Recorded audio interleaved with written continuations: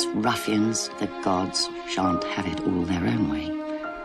Those gods who never lose a chance of hurting, thwarting, and spoiling human lives are seriously put out if all the same you behave like a lady. Of course, now I think there are no gods, there's no one to blame. It's so very dangerous to live for only one day.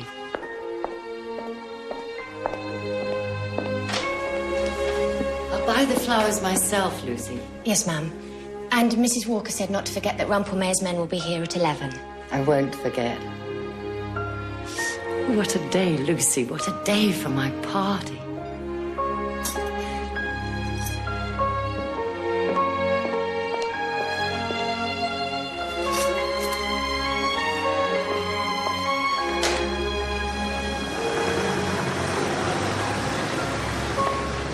What a lark. What a plunge. What a plunge.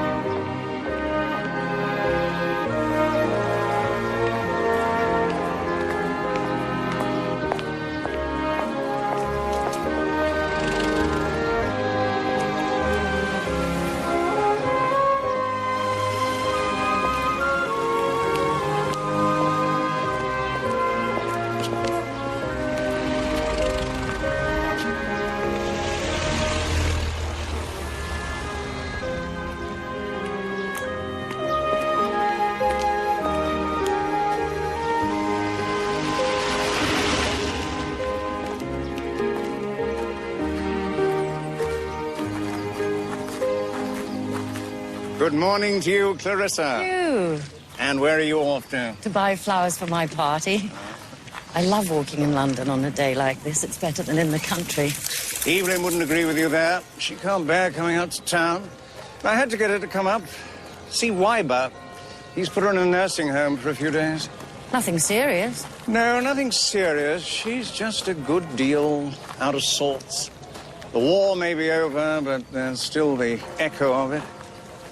The Bexborough boy was killed, you know, and she is very close to Lady Bexborough, of course. And Evelyn takes things badly. Yes. One does still hear dreadful stories. I must get on. They'll be waiting for this at the palace.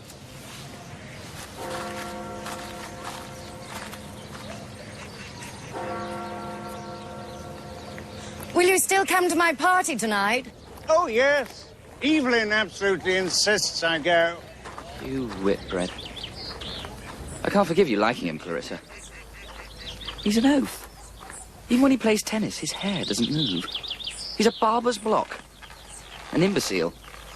He thinks of nothing but his clothes. I like him. How can you? He's never read anything, never thought anything, never felt anything. Stable boys have more life in them than Hugh. Well, Sally says he tried to kiss her in the smoking room. Oh, she didn't let him. She said she'd rather die first. Good for Sally. She sees through all that public school nonsense. All manners and breeding. No country but England could have produced Hugh. He's sweet and unselfish, and he's very good to his mother. You're so sentimental, Clarissa. And you're impossible.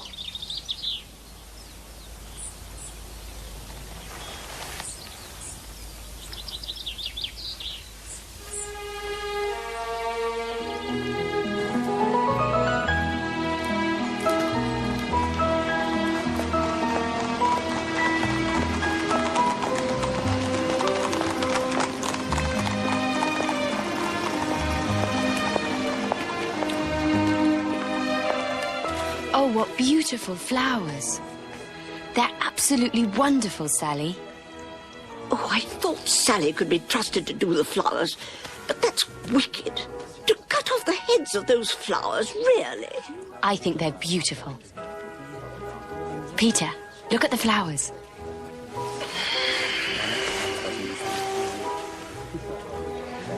Yes.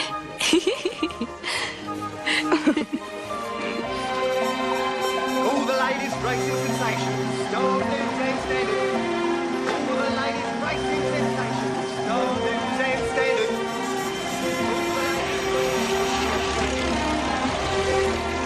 Yes. Captain Animals, take bets, cars, beer.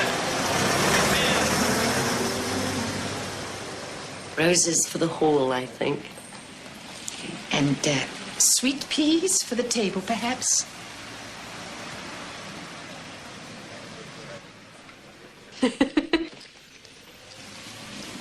Yes, sweet peas for the table. It will be perfect.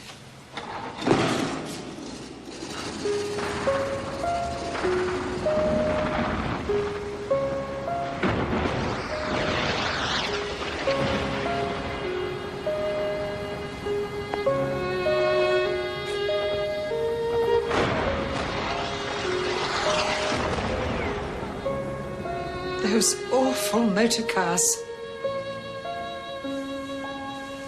Yeah, oh, yes, of course it was a car.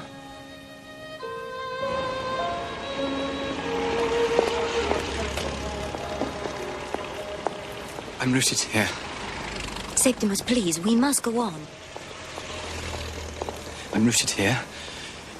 And I don't know for what purpose. Septimus, please, people are looking at us. Am I blocking the way? All right, then.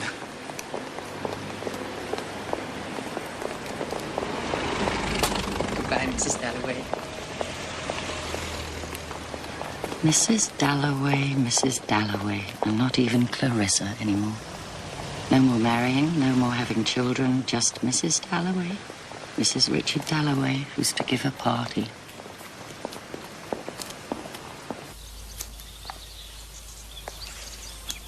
You'll marry a prime minister and stand at the top of the staircase. You'll give parties. You'll be the perfect hostess. You have the makings of a perfect hostess.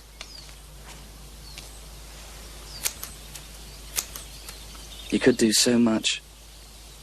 Be so much. What you want me to be.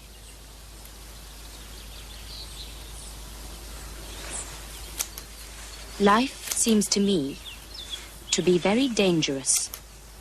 But one must live life dangerously. Oh.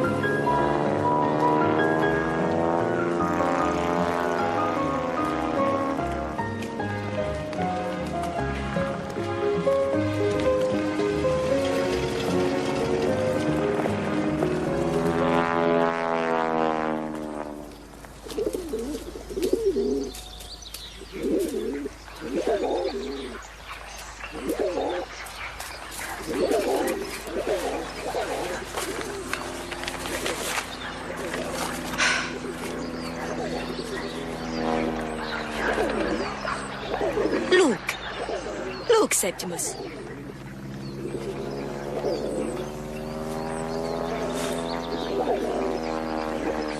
There's no crime. There's no death. The birds, they sing it in Greek.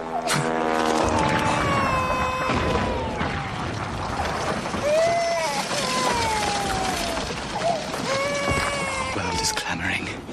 Kill yourself. Kill yourself. Septimus, I'm going to walk to the lake and back.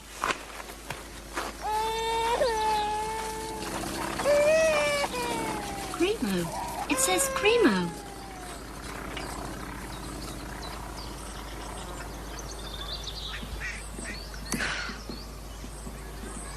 So invigorating. I do agree. The bushes, the flowers, so well kept. Yes, this is a wonderful garden. Beautiful.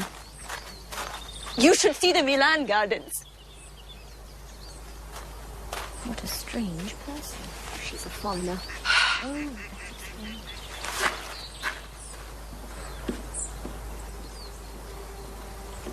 Make it known. Make it known. That there is a God. No one kills from hatred.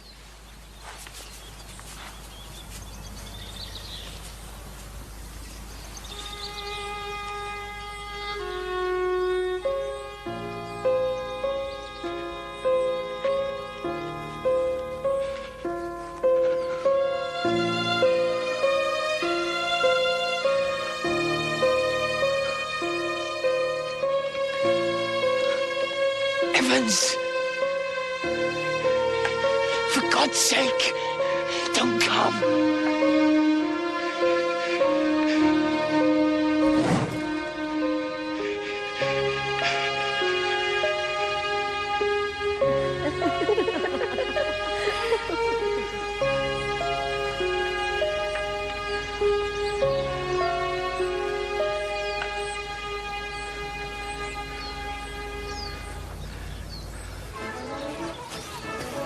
T-O-F-F-A-A.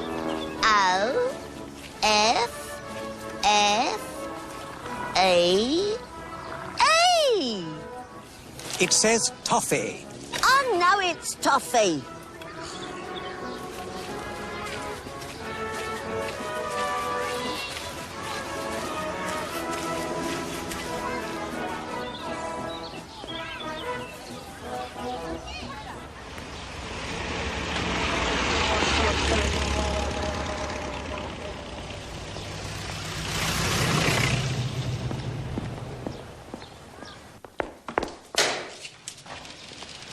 Look, Lucy.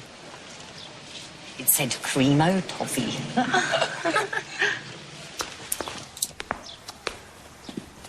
There was a telephone message, ma'am.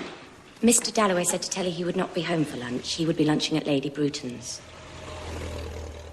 Oh, dear. Lady Bruton. Well.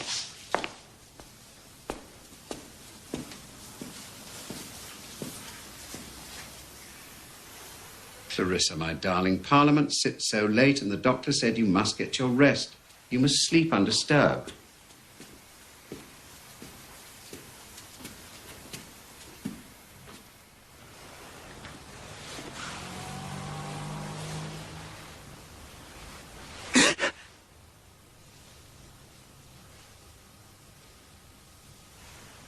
Fear no more the heat of the sun, nor the furious winter's rages. It's all over for me. The sheets stretched and the bed narrow.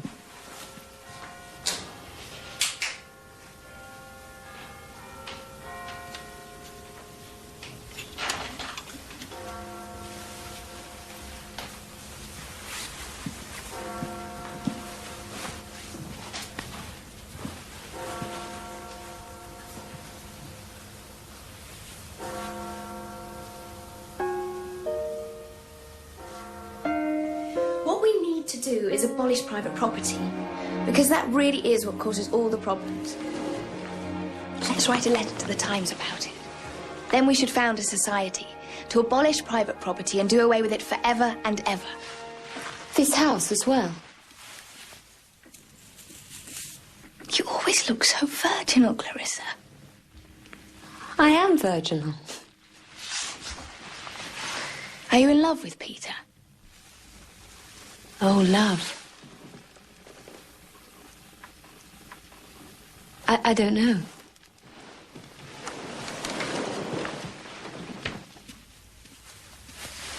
But you love me.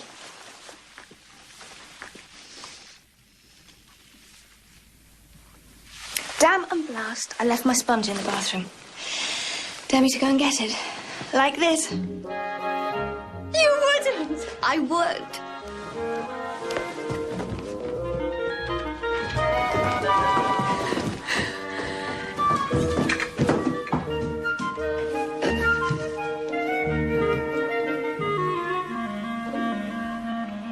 Is it all over for me?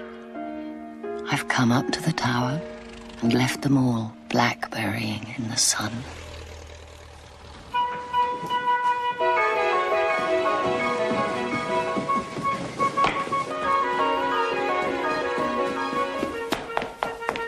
Don't run, Clarissa. Young ladies don't run. No, Leipzig is good, but I think Heidelberg is beautiful, especially this time of year, the Philosopher's Walk. It reminds me very much of here, the melody of the gardens. You really are most fortunate the way your gardens are done, and you have many trees, the colors and the way it's all been orchestrated. It's tremendously fine. I think this is a great achievement of the English garden. Love in her sunny eyes does basking play. Love walks the pleasant mazes of her hair. Love does both on her lips forever stray, and sows and reaps 1,000 kisses there. In all her outward parts, love's always seen. But oh, he never went within.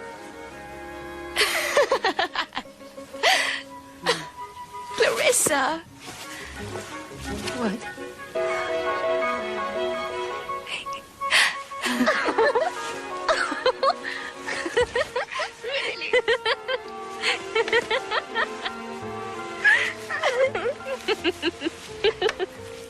The men lead such exciting lives, but their poor wives don't seem to do so well. Marriage is a catastrophe for women. But it is inevitable, isn't it? Sally, will we always be together? Always. Always. We'll do everything together. We'll change the world. Come on.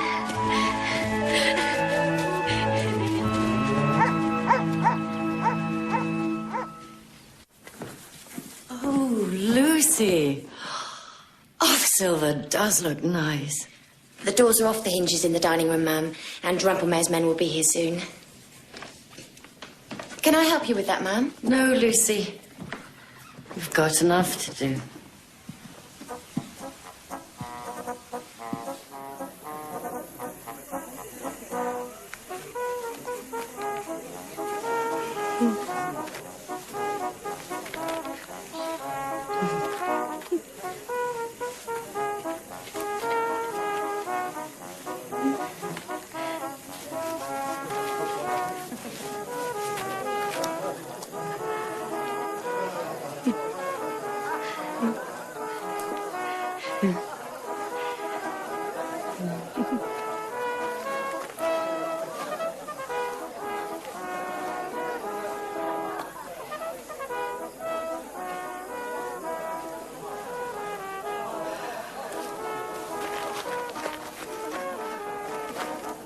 Stargazing, are we? Yes. Come on, Joseph. You know the stars. You can tell us which are which. You see that star just above the horizon? Yes. That's Antares, heart of the Scorpio constellation. His name means rifle of Mars. And that one? Past Libra, we have Alpha, Virgo's bright star. And see how Altair, the brightest star of Aquila the Eagle, shines in the east for us tonight.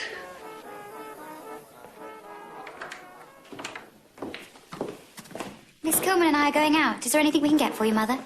Where are you going, Elizabeth, dear? Miss Kilman is taking me to meet the Reverend Whittaker.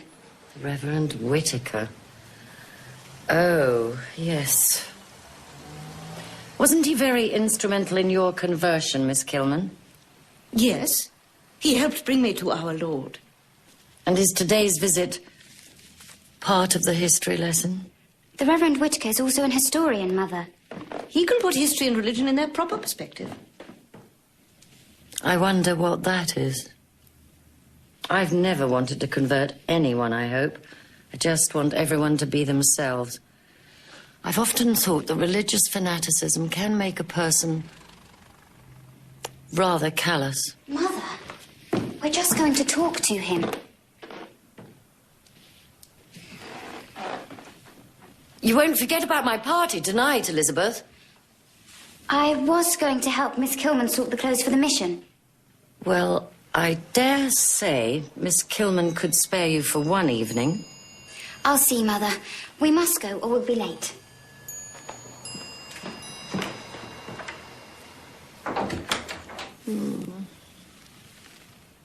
It all seems useless.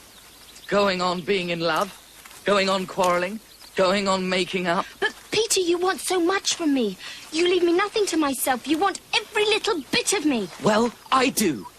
I want us to be everything to each other. But that sounds so suffocating. God! God! God!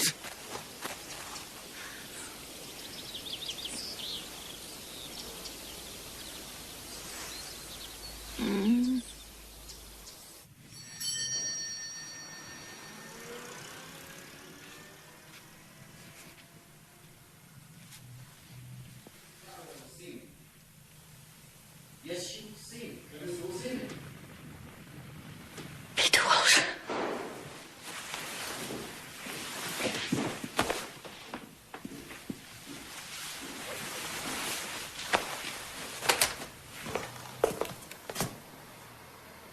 Clarissa. Peter. But you're in India. No.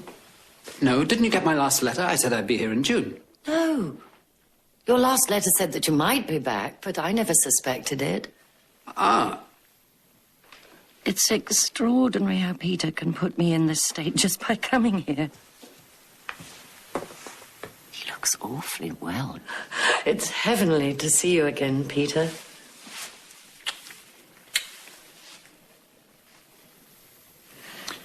I arrived last night.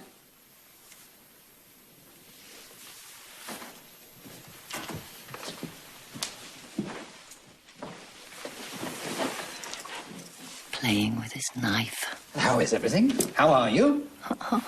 So like him. How's Richard?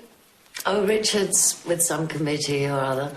Something to do with his constituency. What's this? What's all this here? I'm mending my dress. It's for my party tonight, which I shan't invite you to, my dear Peter.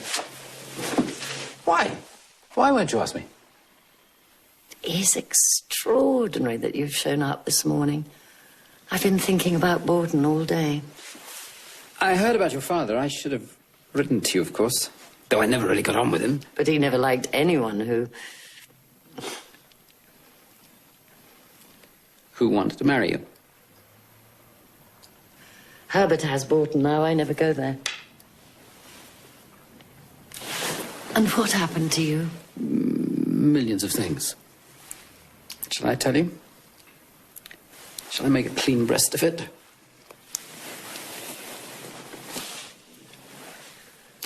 I'm in love. I'm in love with a girl in India. And who is she? A younger woman, of course. Well, I'm not old, you know. My life isn't over, not by any means. Though you'll, of course, think me a failure, which I suppose I am compared to all this. But who is she? Tell me. A married woman, unfortunately. She's the wife of a major in the Indian Army. She has 2 young children, a boy and a girl, and it's a bit of a mess.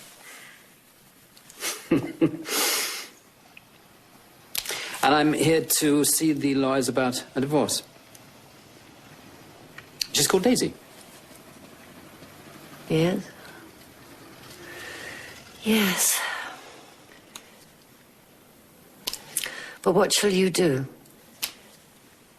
Oh, the lawyers and solicitors, they're going to do it.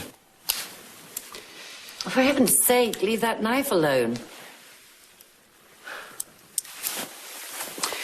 I know what I'm up against. I know what I'm up against.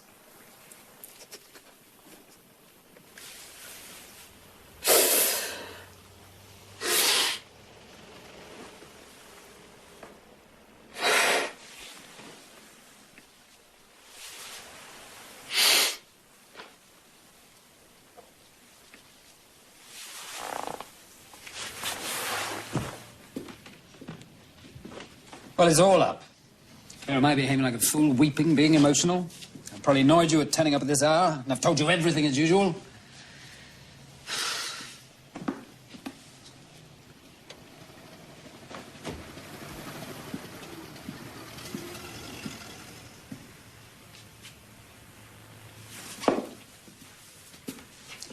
Are you happy, Clarissa?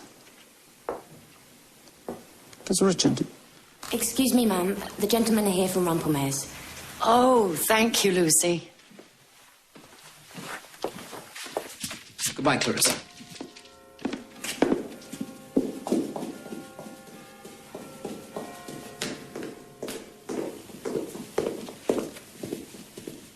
My party tonight.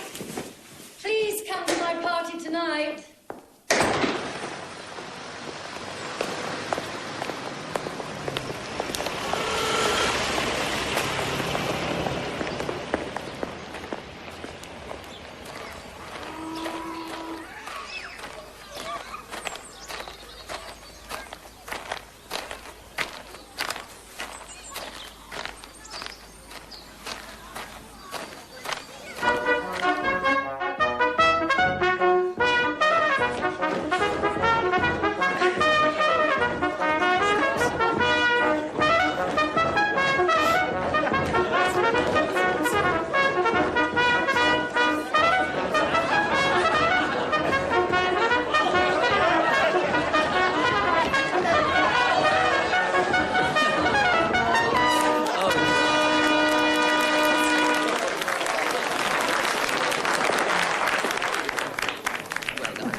Come on, let's get out of this.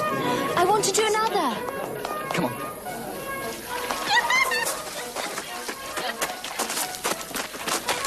Is this what you want? To stay here and go to parties? But I like parties. Oh, Clarissa.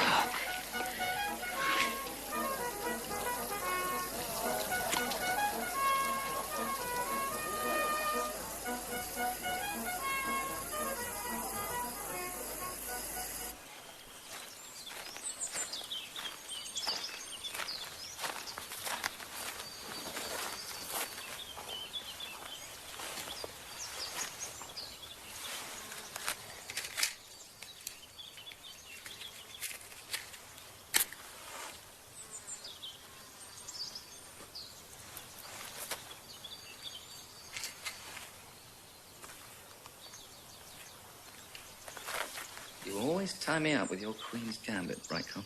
It's my turn to shuffle, Herbert. Hmm. Hugh, do you ever stop eating? Did you know Wingate had married again? Yes, they came to call last week. The woman used to be his housemaid. He had a nerve. Bringing a housemaid to call. Yes. She was absurdly overdressed. She looked like a cockatoo. And she never stopped talking. She probably thought you all knew. Knew what? That she had a baby before she was married. Oh. I don't think I shall ever be able to speak to her again. That'd be ridiculous, Clarissa. If this is true, we shall certainly not receive her again. I should think not. If you start receiving women like that, you don't know where it'll end. Oh, you snob. You represent all that's detestable in British middle-class life. It's men like you who are responsible for prostitutes around Piccadilly. Me? Yes. Men like you. That's enough, Sally. We'll have no more of this conversation.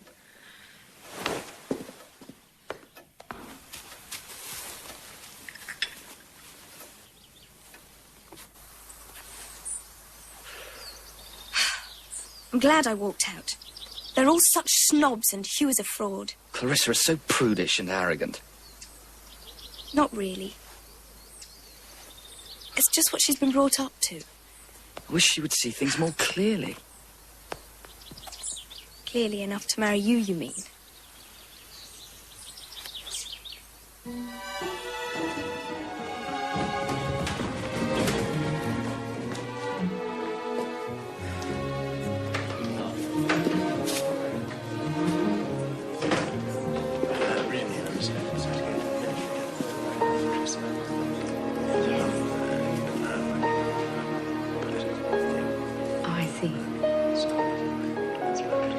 This is Mr. Wickham, Peter. My name is Dalloway. Richard Dalloway. But I've introduced you to everyone as Mr. Wickham. It's still Dalloway. My name is Dalloway. Dalloway. So you're definitely going to go into politics? Oh, yes, I think so. I think so. With your friend, Mr. My name's Dalloway. What's the matter? Somebody's just walked over my grave. I think I got you confused with another family friend of ours. She's going to marry that man.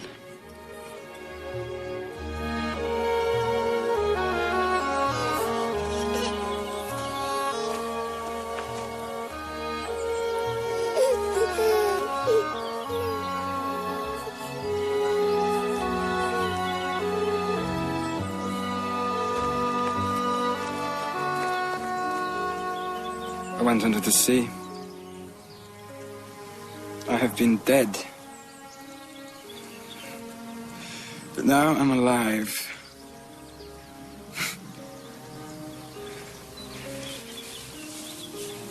Oh, I must rest, Sil. Rest. Septimus, I'm going to ask someone the time. I think we have to go now. There's nowhere to go. Nowhere to hide. Septimus, you know we are going to see a doctor who will help you. No more doctors! No more lies! Septimus, please. Alfie.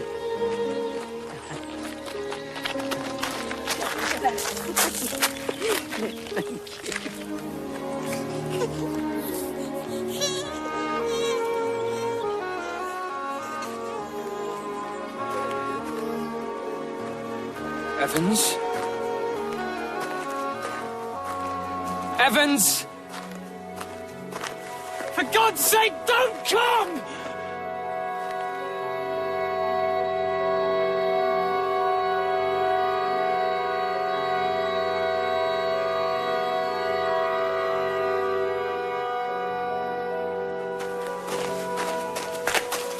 Septimus, it isn't Evans, all right? It isn't Evans. There's nothing to worry about. The man is not Evans. Really, he isn't. Come on. Let's go for a walk. It's a nice day.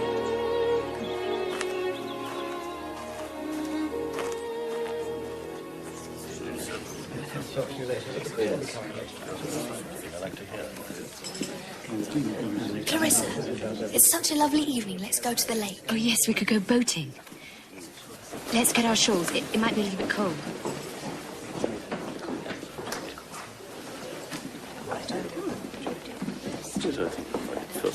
Peter, we're going boating on the lake. Aren't you coming?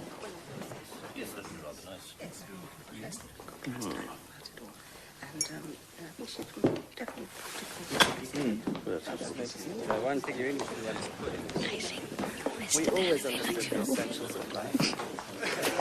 Oh, aren't we being the perfect hostess? Well, don't come then if you're going to be beastly rude. Dalloway. It's still Dalloway. Roll on the glorious 12.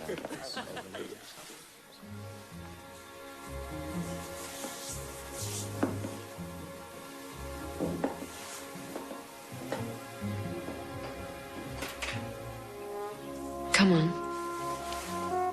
They're all waiting.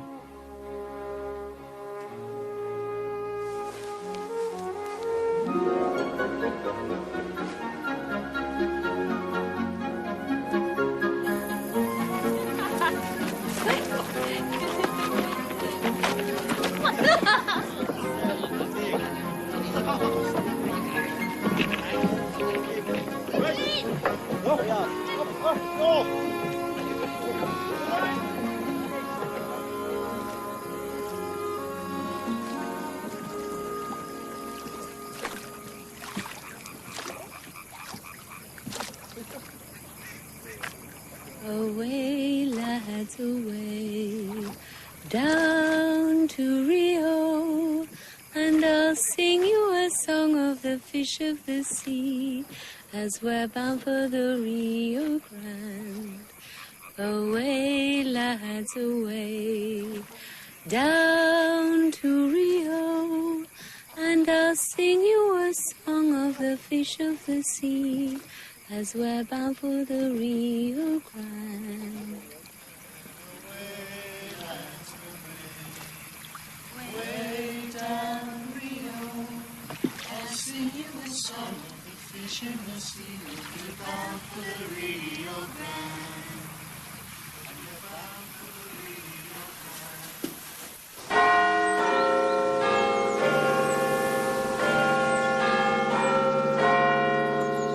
Softly come and go, sad the day and lonely. Poor old woman. Sad our hearts and long. Oh, Septimus, you won't tell the doctor, will you? You mustn't. They would take you away from me. Love's old sweet song.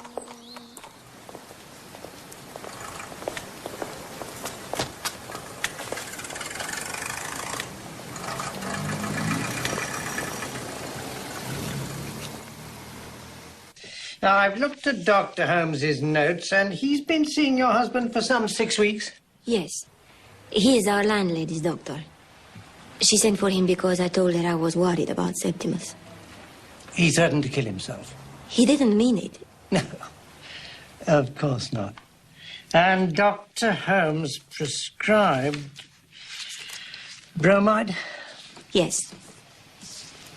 He said that there was nothing really wrong. But Septimus keeps talking to the dead man, Evans, his friend who was killed in the war. But the war has been over for years now. And Septimus wasn't like this when I met him. It's happened in just the last few months.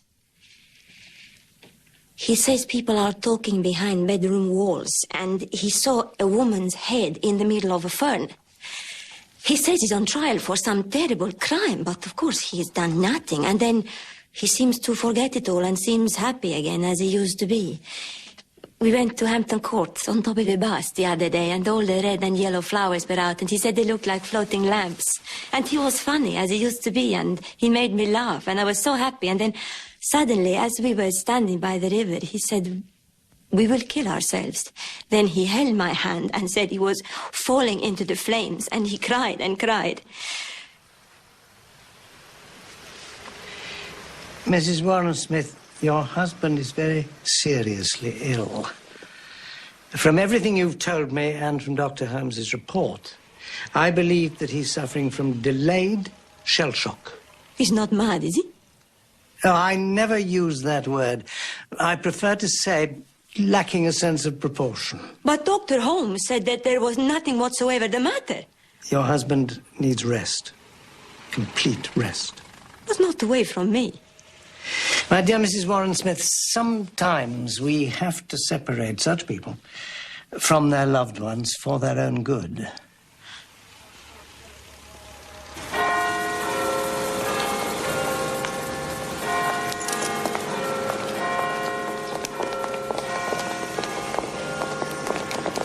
Ah, Dalloway.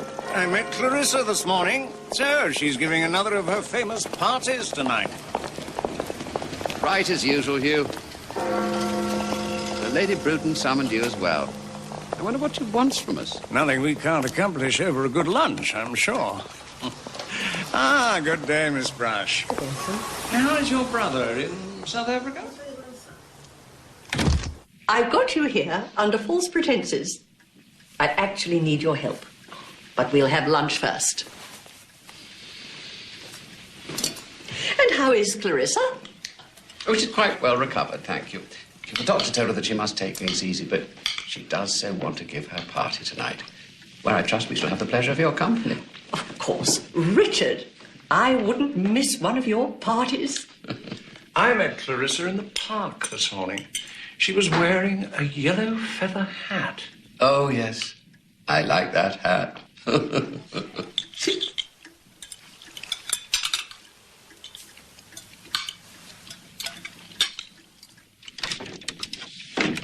Will you come in now, please?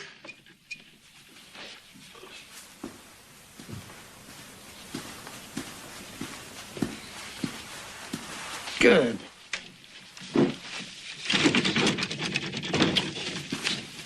Do sit down.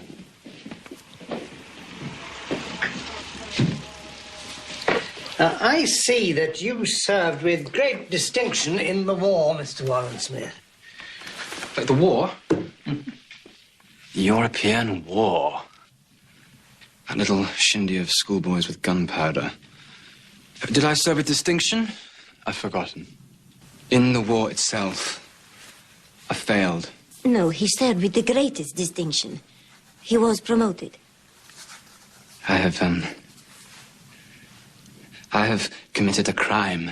He has done nothing wrong whatever. What did Dr. Holmes advise you to do? Well, my wife, he said, should make me porridge. Headaches, dreams, fears are just nerves. Health is largely a matter of our own control. I should take up some hobby. Dr. Holmes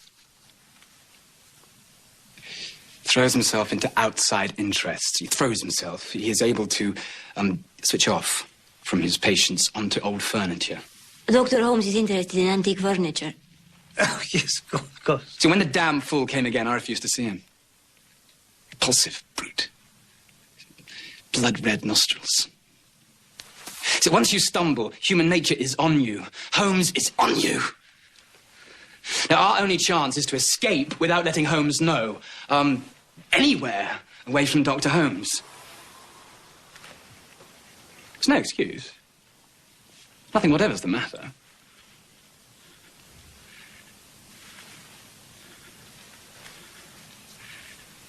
Except the sin for which human nature has condemned me to death. I cannot feel. I did not care when Evans was killed. That was the worst. But all the other crimes raise their heads, shake their fingers, they cheer, they sneer at me. Now, the verdict of human nature on such a beast is death.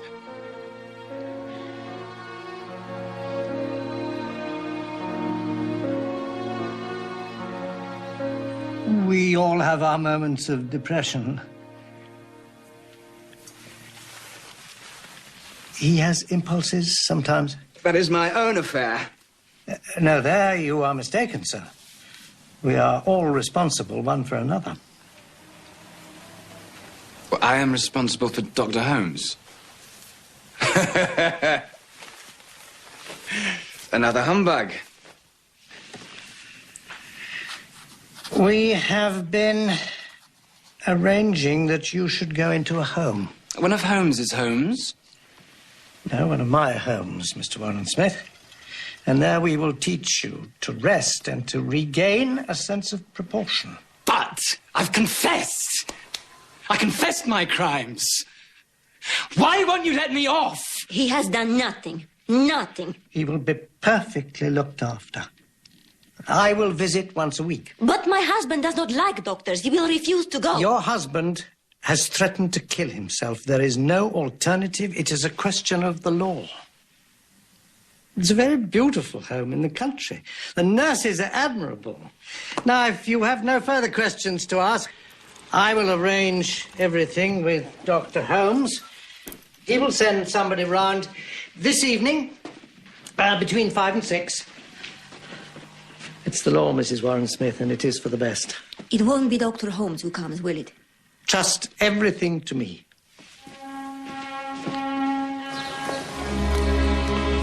I do not like that man. It's a humbug.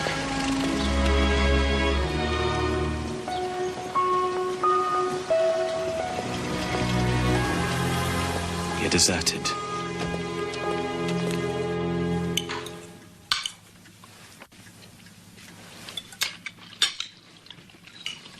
Do you know who's in town?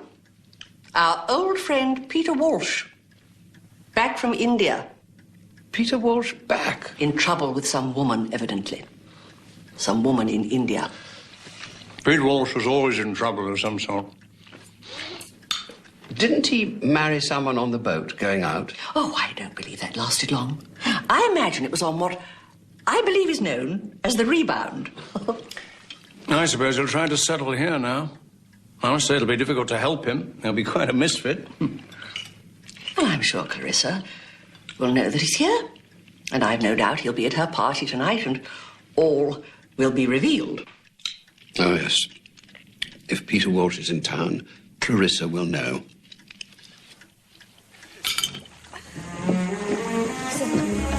Right coffee. I think the bed that's here. Are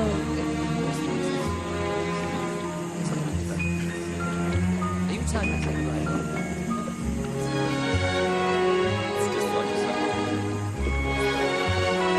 Come on, Peter.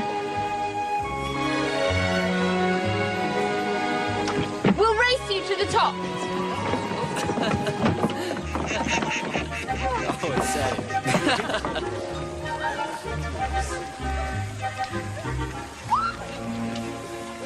Well, my idea is this. We all agree, do we not, that Britain is overpopulated? Yes, indeed.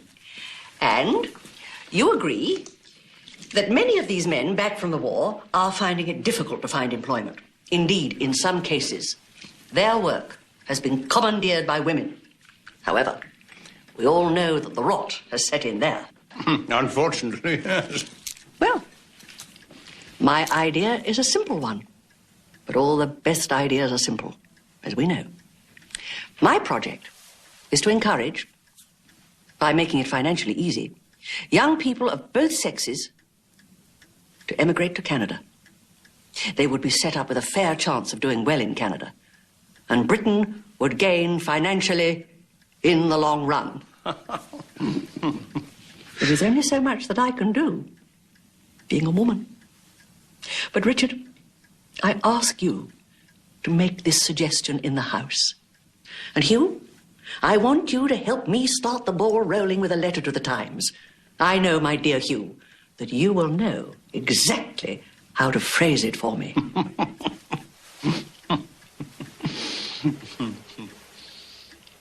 I think someone's already tabled a motion to get some kind of immigration plan going, but I suppose a letter to the Times will do no harm. I'd take it further. Make emigration obligatory if you couldn't get work after a certain period of time. I wouldn't go that far. These things are never quite that simple. There's a new chef at the Cafe Royal. Does marvellous things. Mullet. You'll just have time to catch the 3 o'clock post, Mildred. I think we can safely say that was a job well done. I shall take my rest now.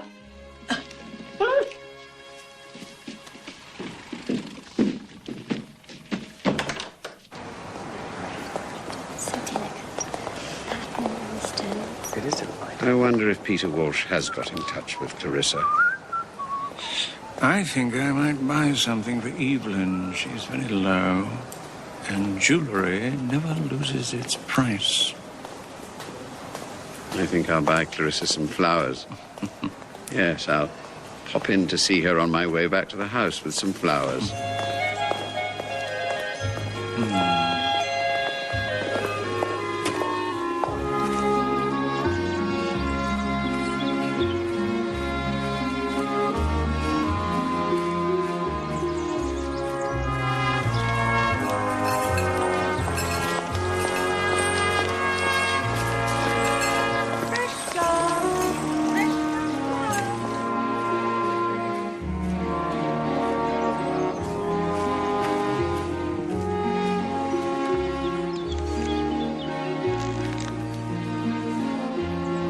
They were meant to be red. I know. No red ones left.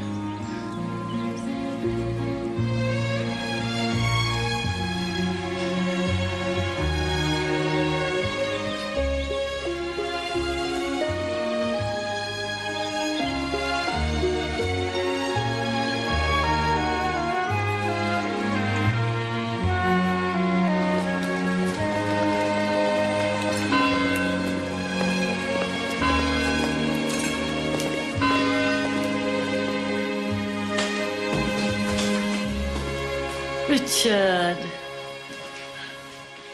Oh, red roses. Oh, I'll put them somewhere very special. How was luncheon? Amusing? He was there. He really is getting quite intolerable. She wanted him to write a letter to the Times. One of her schemes for putting the world in order. What's all this? But Richard, you can't have forgotten it's for my party. And now it will all be spoilt. Come here. Let's sit down for 5 minutes. Why will it all be spoiled? Mrs. Marsham has just sent me this note to say that she's quite sure I wouldn't mind. She's invited Ellie Henderson. What's so dreadful about that? Richard, she's one of the dullest women in the world. She'll bore everyone. And then Elizabeth said that she isn't coming to the party tonight, and she's gone off to pray with that dreadful Miss Kilman. You worry too much about your parties, Clarissa. But Richard, it's all that I can do. Give people one night in which everything seems enchanted. When all the women seem beautiful, all the men are handsome, and everyone's made to feel they're amusing and... yes, liked. And then go home thinking, oh, what fun it was. Oh, what a wonderful evening. How good it is to be alive. I don't think poor old Ellie Henderson could put a stop to that. You're laughing at me. Not in the least. Oh, Richard, you're so much nicer than I am. You should never have married me. Well, then what would you have done? Married Peter Walsh, I suppose. Would you believe that he was here this morning? Yes.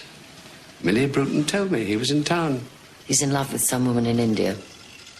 He's here to see about the divorce. It's just the same. He hasn't changed the slightest.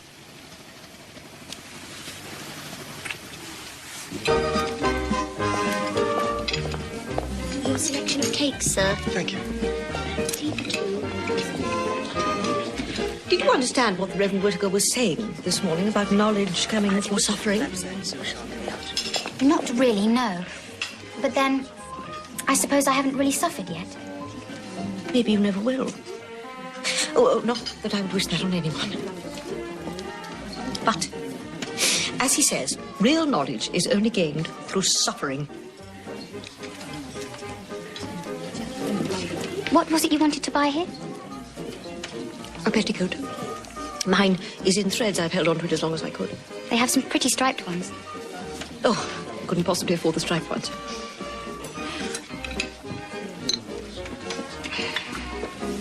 I might have to go to the party tonight.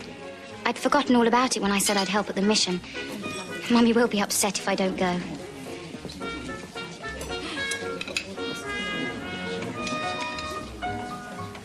It's a great pity that women like your mother have nothing better to do with their time than give parties. Oh, I know it's not her fault. Women like your mother can't help it. They've been spoiled. She likes giving parties. I never go to parties. Why should they ask me? I'm plain. I'm unhappy. But I don't pity myself. I pity other people more. Your bill, madam. You finish your tea. I'll pay this at the desk. I'll help another night at the mission. I'm sorry. I have to go.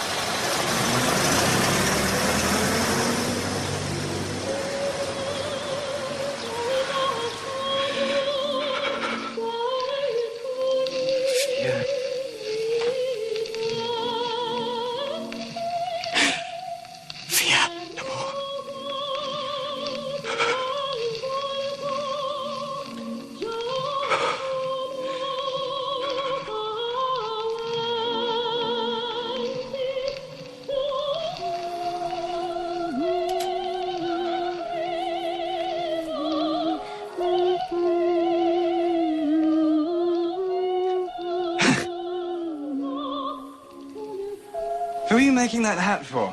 Mrs. Filmer's married daughter. And what's the name of Mrs. Filmer's married daughter? Mrs. Peters. I don't like her, but Mrs. Filmer has been so good to us. I wanted to do something for her. That's too small for Mrs. Peters. She's enormous. That's an organ grinder's monkey's hat. There. Well, now the poor woman look like a pig at the fair. Now, come on, let's see what you've got in your workbox.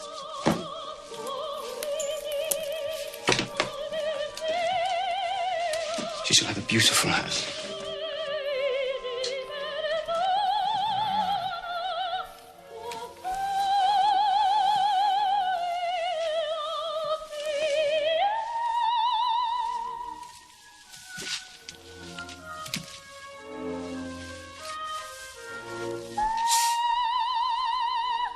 There. Now, stitch that together very, very carefully.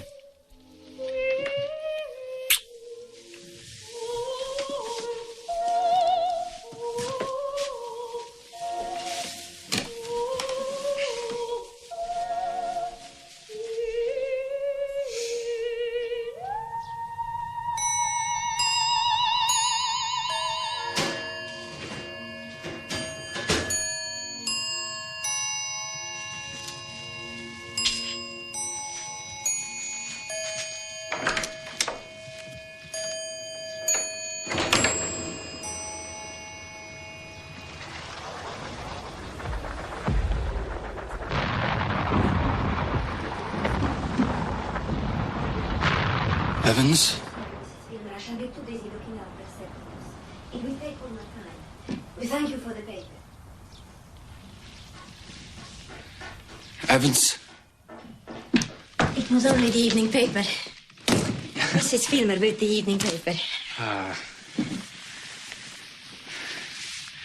You're coming to take me away, Rezia? Sir William Bradshaw said that you must learn to rest, Septimus.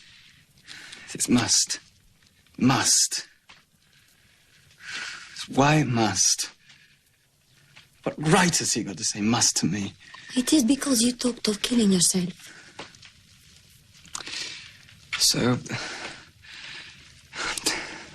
I'm in their power.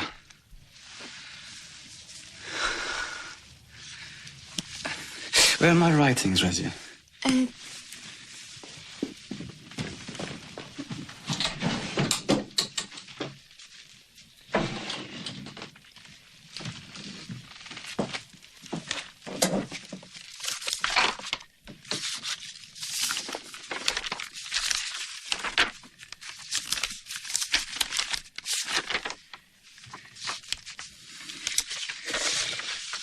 Burn them.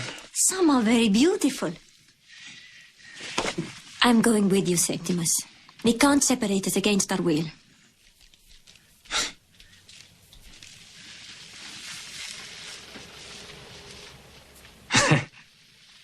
You're a flowering tree. You're a sanctuary.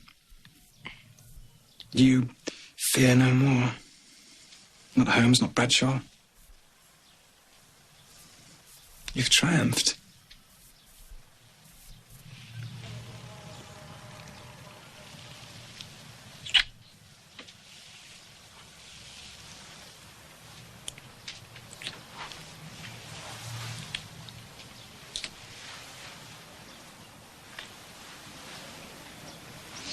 I'm going to pack our things, Septimus. I shall tie these with silk and hide them away. Good afternoon, Mrs. Filmer. Good afternoon, Dr. Evans. There's St. Holmes. I won't let him come in here.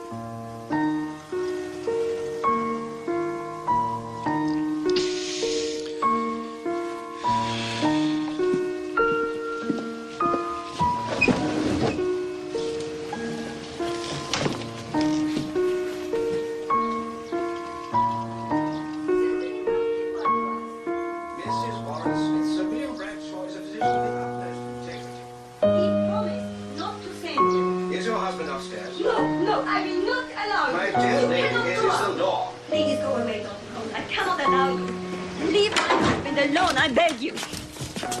Mr. Warren Smith. You want my life? I'll give it to you.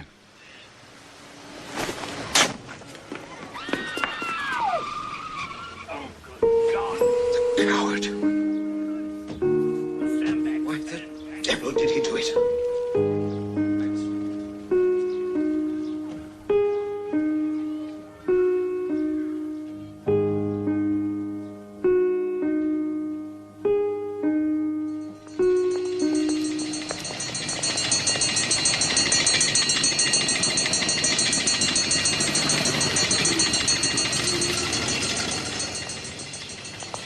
One of the triumphs of modern civilization. Good afternoon.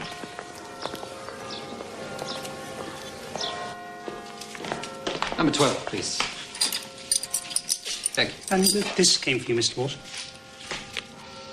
Thank you. Thank you.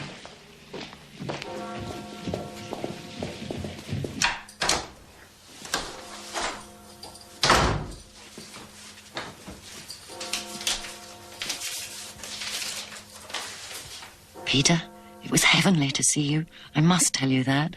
Clarissa.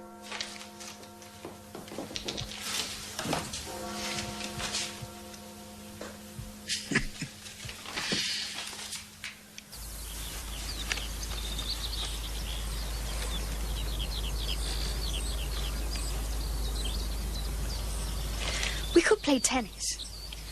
No, it's too hot and sultry for tennis. Besides, we'd need a fourth person to play doubles, and Hugh's gone to visit his mother. And Herbert won't play. Maybe my name is Dalloway will turn up.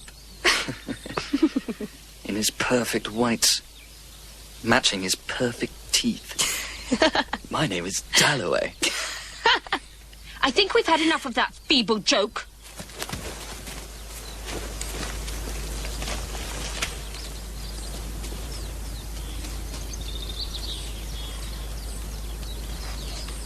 She can't be serious about him. I'm gonna have this out.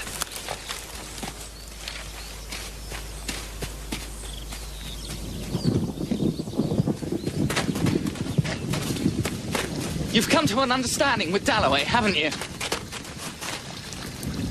Haven't you? It's so difficult, Peter. Just tell me the truth. Tell me the truth.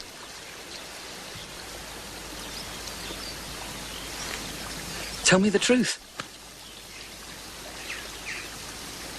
He makes me feel safe. Safe? Is that what you want? You want so much of me, Peter. I just can't do it.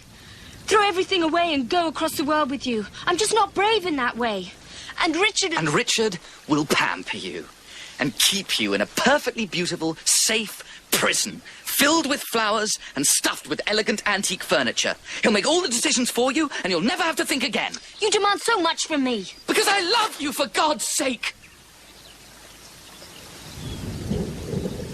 Richard will leave me room. Room to breathe. Clarissa, he's a fool. An unimaginative, dull fool. You want too much of me, Peter. I can't give it. So it's no use. This is the end. I'm sorry, Peter. Clarissa! Clarissa! Clarissa!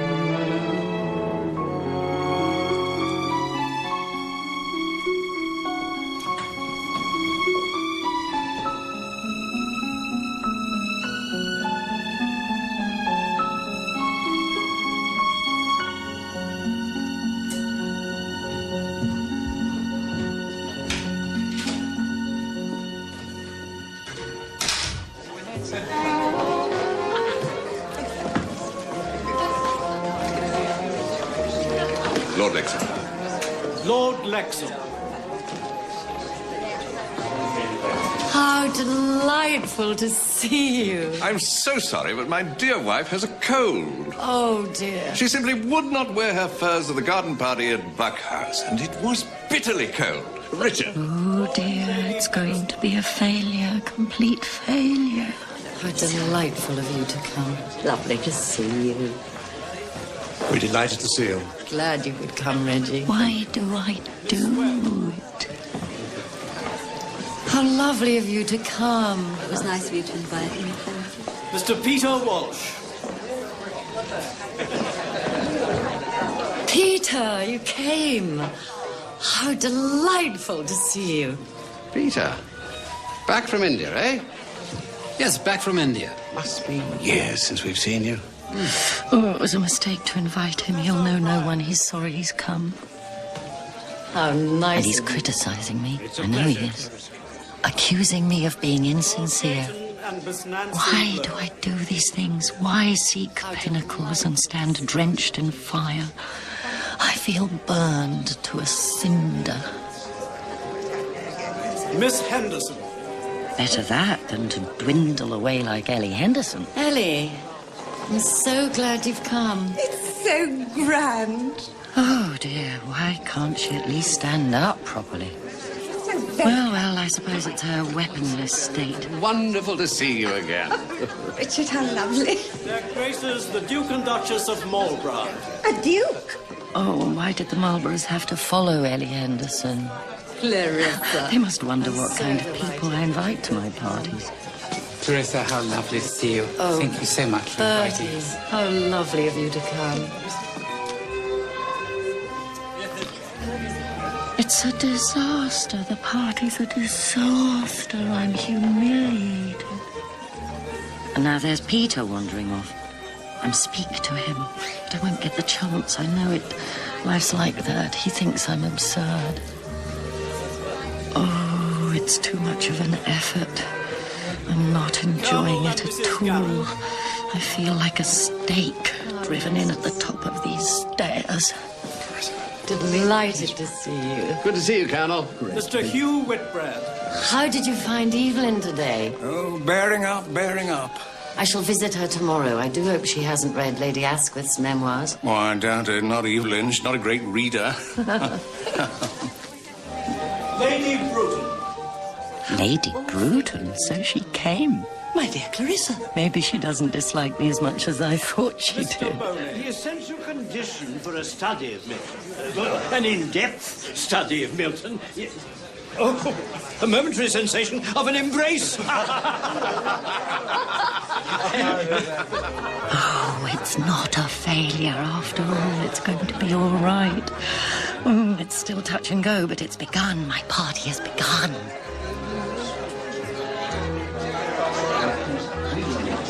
Lady Rossiter. Lady Rossiter? Who on earth can that be? Clarissa! Sally? That voice. Sally Seaton? Goodness, she didn't look like that when she kissed me by the fountain. Oh, how wonderful to see. It's extraordinary to see her again.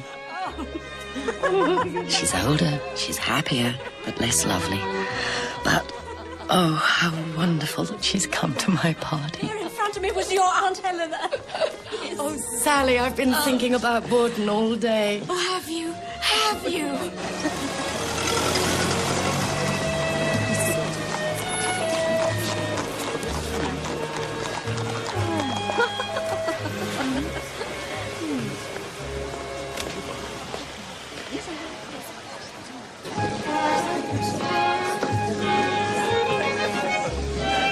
The Prime Minister. Wonderful.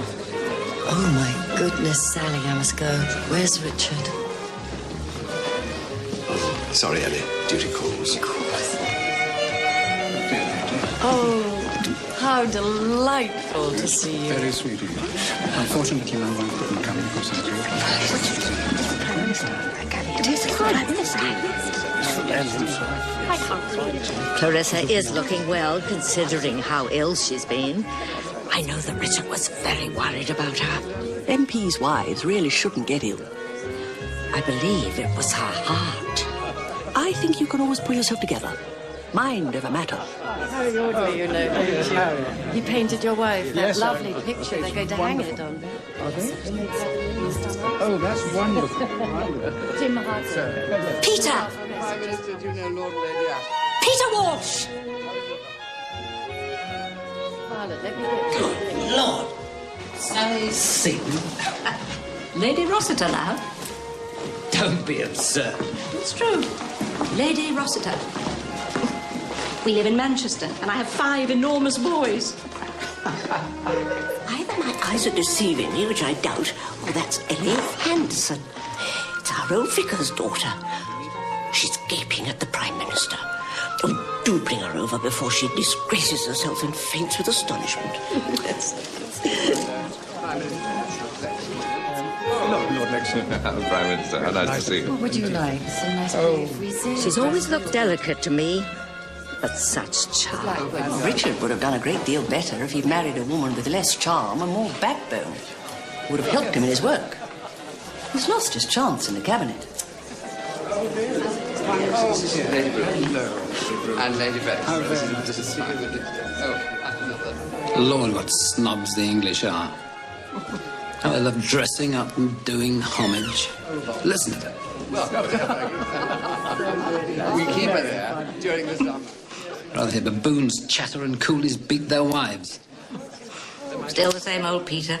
Still playing with your pocket knife. Oh, that's delicious. It is delicious, isn't it? We're not all the same, Peter. My husband may have his own cotton mill now, but he was a miner's son. And when he... Oh, you're too kind, Prime Minister. Oh, look. Look. Isn't that Hugh Whitbread? What a toady. What an obsequious toady. He's not changed at all. How can she bear him? It still makes you angry. Look at her. Intoxicated by it all, thinking she's brilliant. Don't be too hard on her. After all, parties are a kind of performance. She has to give a performance. It isn't the real Clarissa. No, the real Clarissa was lost years ago. Prime Minister, can I introduce our daughter? I'm sure if you were alone with her, you'd find the old Clarissa again. Fat chance of that this evening. Richard so enjoyed your luncheon party. Oh, Richard was most encouraging and has promised to drop my little idea into the right ear. He and the Prime Minister are having a quiet word now before he leaves. My plan would save the government a fortune. Maybe Richard is sowing the seeds this very minute. Isn't that Peter Walsh talking to old Miss Parry? Yes, that's Peter. Dear Peter. So very sharp and clever. Should have made a name for himself. But he was always in some trouble with women. Do come and say hello to him. Now, Peter, we can get it straight from the horse's mouth.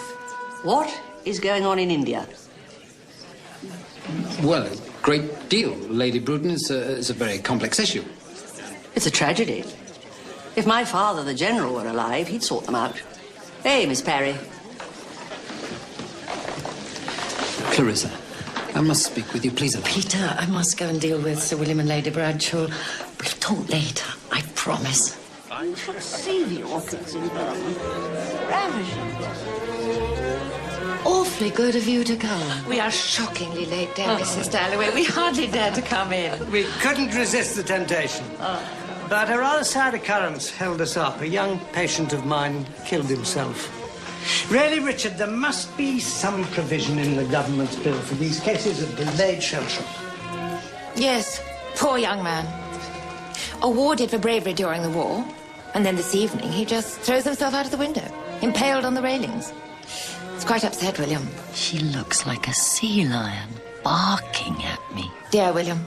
He does so hate losing a When a patient. young man's body is blown apart, he loses an arm or a leg or half a face, as we've seen so often.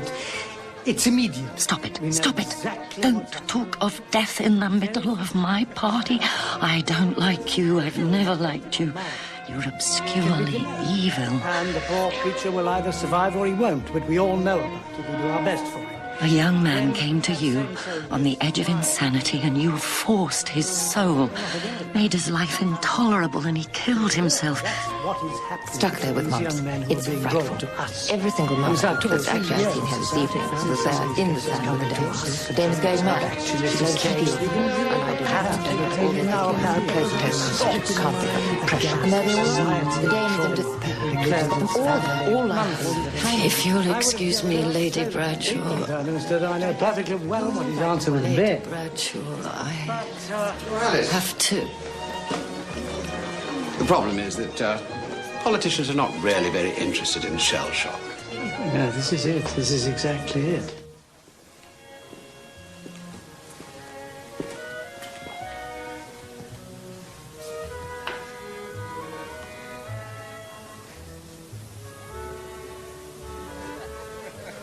Hello, Henry. Eleanor.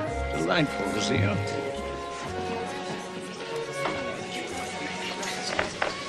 I see that Sir William Bradshaw has just arrived. I think it would be most useful to bring him in on your immigration scheme. I know he's treating many of these fellows for shell shock or whatever. I'm sure he'd think it a good idea to get some of them to Canada. Open air life and all that. Excellent for mental disturbance. What a good idea, Hugh.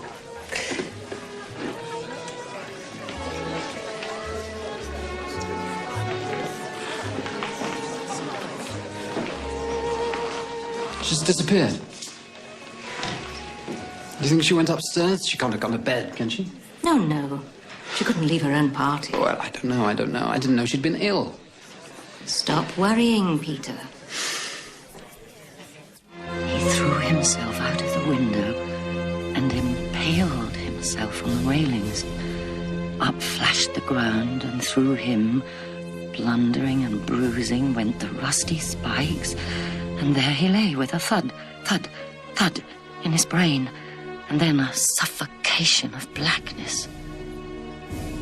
Why did he do it? And why did the Bradshaws talk of it at my party?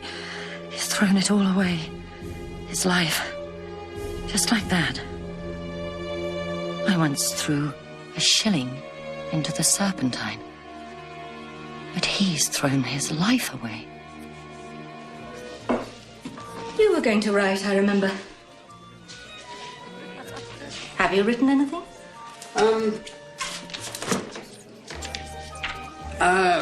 Not a word. Not a solitary word. But then he will always stay young. All day long, I've been thinking of Borton, of Peter and Sally. We've grown old. We'll grow older.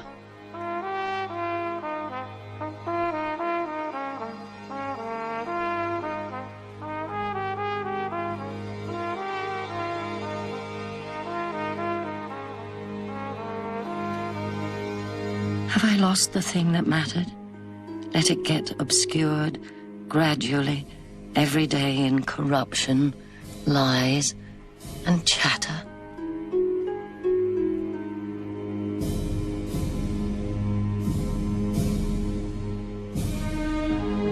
Do you remember the night we went boating on the lake?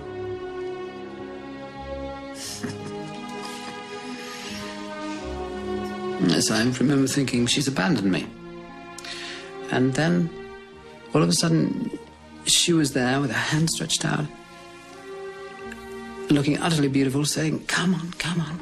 They're all waiting."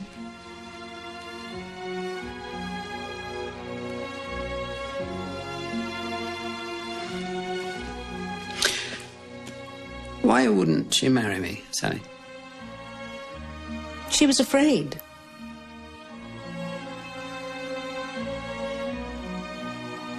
Your parents just hand it to you, life, to be lived right through to the end.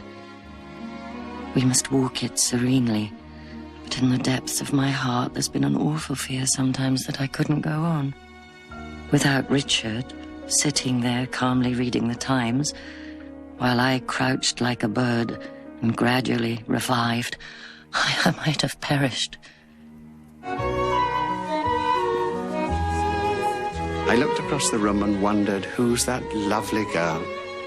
And then I realized, that's my daughter. Maybe she needed someone who found life simple. She certainly cared for you, more than she cared for Richard. Well, my life isn't simple. My relationship with her wasn't simple. She broke my heart. And you can't love like that twice. What makes us go on? What sends roaring up in us that immeasurable delight to surprise us? Then nothing can be slow enough. Nothing lasts too long. And you want to say to each moment, stay, stay, stay.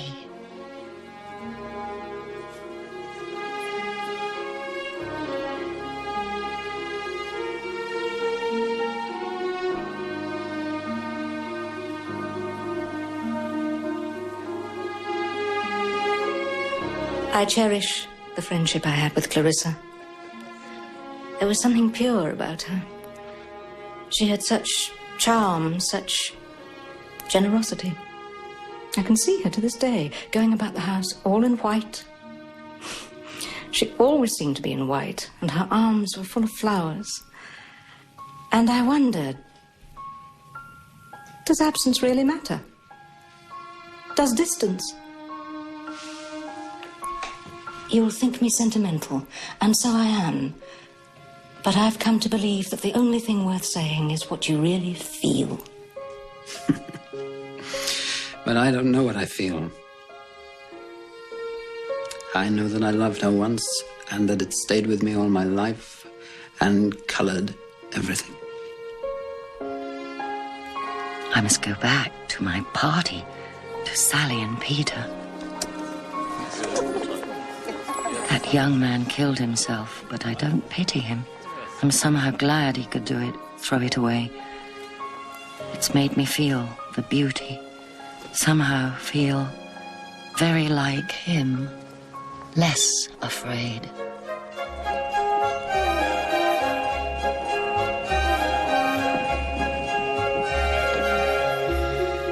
I have to go.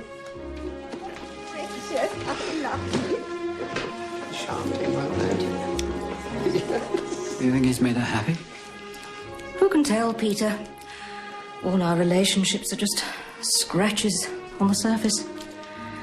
We thought he wasn't very bright, but what does the brain matter? Compared to the heart.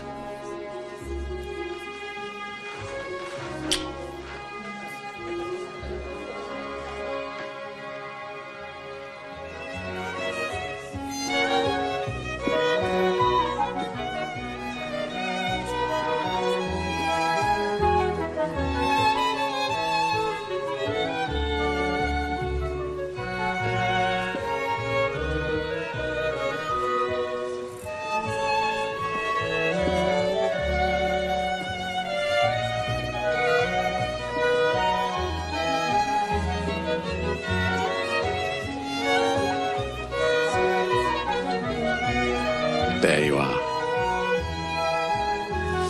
Peter and Sally haven't left, have they? Dunno. Clarissa! Oh.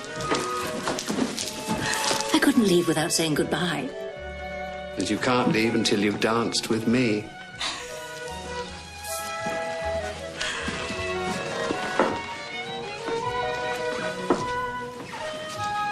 Peter's in the library.